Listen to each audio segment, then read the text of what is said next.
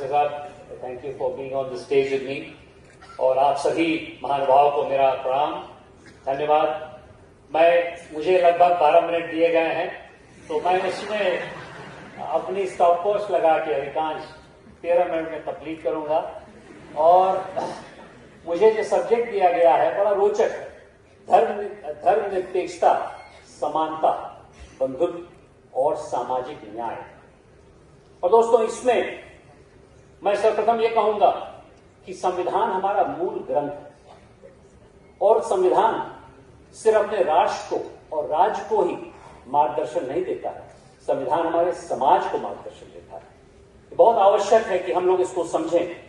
और इसी के लिए जो संविधान एक निर्वाचित सरकार को, जिसे मान लीजिए मैं भारतीय जनता पार्टी का सांसद हूं, एक निर्वाचित सरकार को मार्गदर्शन अवश्य देता है, लेकिन उसका असली मायने समाज को मार्गदर्शन देना है।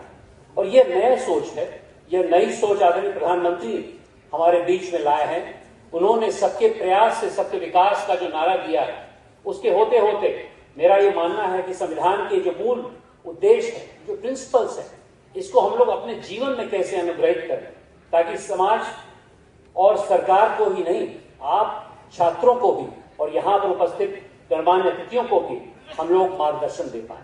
तो सेक्युलरिज्म, समानता, बंधुत्व और कुछ हद तक सामाजिक न्याय, ये सिर्फ महज सिद्धांत नहीं है जो समाज के पन्नों में है, ये जो संविधान के पन्नों में समाज के साथ हम लोग को आगे ले जाने पड़ेंगे।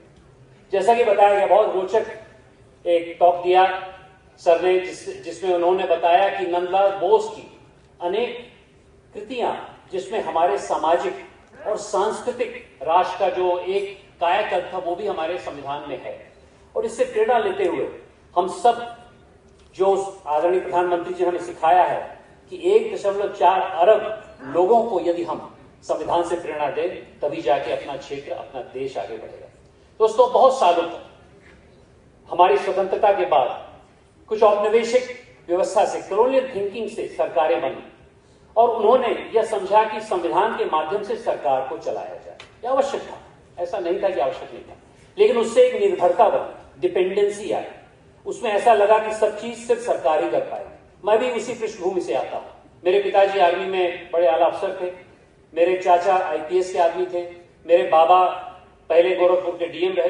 तो जब मैं बचपन से पढ़ रहा था तो मुझे भी बताया गया कि भाई, यदि आपको राष्ट्र के लिए कुछ करना है तो आपका रास्ता सरकार के माध्यम से है। लेकिन आदरणीय प्रधानमंत्री जी ने इसको ठुकराया है। अवश्य है कि हमारा संविधान हमारे राष्ट्र को एक दिशा दे, लेकिन उसी के साथ साथ समाज को जब दिशा देगा, तभी जाके जो सांस्कृतिक हमारी ऊर्जा है, जो सामाजिक ऊर्जा है, वो आगे बढ़ेगी। इसी के साथ मैं आपको एक नए दृष्टिकोण के लिए आह्वान करना चाहता हूं, क्योंकि आज 75 साल हो गए अपने संविधान के, और 75 साल में जनरेशन हट जाता है, एक नया जनरेशन आगे आता है। आपका जनरेशन, आपकी जनरेशन को संविधान को अलग दृष्टिकोण से देखना पड़ेगा, उसमें समाज में जो शक्ति है उसको उजागर करने के लिए देखना पड़ेगा। और इसी मायने में मैं एक नए दृष्टिकोण से इन 4 बिंदुओं को आपके बीच में प्रकाशित करना चाहता हूं। पहले आइए धर्मनिरपेक्षता को। संविधान में हमारे प्रेरणा सिर्फ चर्च और स्टेट में विभिन्नता के लिए से सीमित नहीं है। कोई भी राष्ट्र, खास करके ऐसा सांस्कृतिक राष्ट्र जैसे भारत है, उसमें सिर्फ चर्च और स्टेट में विभिन्नता, जो सामाजिक समरसता की बात रखती है, उससे परे हमारा जो अपना अध्यात्म है, हर वर्ग का अध्यात्म, ऐसा नहीं किसी एक विशेष का वर्ग, हर वर्ग के अध्यात्म को उजागर करने की क्षमता समाज में देता है। तो सेक्युलरिज्म की परिभाषा जो फ्रांस की है, वो भारत की नहीं है। भारत हर समय धर्म के लिए उजागर रहा। यहां पर सनातन धर्म से बुद्ध भगवान निकले, उसके बाद जैन भगवान निकले, उसके बाद यहां पर सिखिज्म आया। यहां पर जब ज़ोरास्ट्रियन ने दरवाजा खटखटाया तो हमारे दरवाजे खुले थे। हर धर्म ने यहां पर पनाह पाई है, तो हम लोग उस धार्मिक चेष्टा को उजागर करें।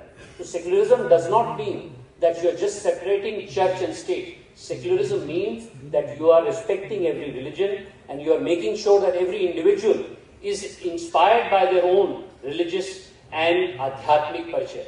ये बहुत महत्वपूर्ण है। और मैं आपको बताना चाहूंगा कि बहुत सालों तक स्वतंत्रता के बाद इस पे तुष्टीकरण का एक बहुत बड़ा श्राप लगा। वहां पर राजनीति आ गई, वहां पर राजनीति, और इसकी शुरुआत आज की तरह नहीं थी। मॉन्टेग चेम्सफोर्ड रिफॉर्म्स हुई थी, जब मॉन्टेग-कैम्पो रिफॉर्म हुआ 1919 में, तब से विभाजन की भावना बोई गई अंग्रेजों ने, और उसके बाद हमारा विभाजन भी हो गया, देश विभाजित हो गया। लेकिन आइए दोस्तों, मिलजुल के आज की तारीख में हर धर्म को हम लोग आगे बढ़ाएं, लेकिन धर्म में जो अच्छाइयां हैं उसको अपने जीवन में परिवर्तित करें। यह सेक्युलरिज्म की असली परिभाषा है। यह अलग गणतांत्रिक ऊर्जा लाएगी। इसके लिए भी हम सब लोग आगे बढ़ें। और अभी शीघ्र ही आपने देखा होगा, मैं परसों ही महाकुंभ से आ रहा हूं, वहां जो आस्था है किसी के भी विरोध में नहीं, वहां जो आस्था है, जो लाखों हजारों करोड़ों श्रद्धालु वहां पर आए हैं, उनमें एक समरसता है, एक शक्ति है, जिसको मैंने व्यक्तिगत रूप से अपने आप में देखा और उसको उजागर किया। रही बात समानता की, समानता, इक्वालिटी हमारे संविधान में निश्चित है, और इक्वालिटी का सबसे बड़ा प्रतीक है कि हम लोग को 1 पर्सन 1 वोट दिया गया है। एक ही साथ, चाहे वो नारी हो, चाहे पुरुष हो, किसी भी वर्ग का हो, उसको 1 वोट मिला है। समानता का प्रतीक बहुत महत्वपूर्ण है। लेकिन समानता सिर्फ आपको न्याय से नहीं मिलती है। समानता के लिए आपको समाज में जाना पड़ेगा। आपको समाज में जो निहित शक्ति है उसको उजागर करना पड़ेगा। और मेरी किताब, जिसका नाम है अमृतकाल का भारत, उद्यमिता और भागीदारी से राष्ट्र निर्माण, इसको आप लोग पढ़िएगा, पेन प्रकाशित है। इसका अंग्रेजी अनुवाद है middle of time in India, national renaissance through participation in enterprise. And in that what I have suggested that for the longest time we have ignored the large majority of India who comes equipped with a dhoti और a veshti. अरे ये तो गंवार है, इनको तो मालूम नहीं है, ये तो भोजपुरी में बोलते हैं या हिंदी या मलयालम या तमिल में बोलते हैं। ये औपनिवेशिक परिवेश का था। For the longest time the शासन इन दिस कंट्री, हमारे जो संविधान के जो अधिकारी थे, उन्होंने बोला यदि आप अंग्रेजी पढ़ें, एक किसी स्कूल से आए, एक परिधान पहने, तभी जाके आप आगे बढ़ पाएंगे। इसको ध्वस्त करने के लिए आदरणीय प्रधानमंत्री जी ने अपने व्यक्तित्व से इतना उदाहरण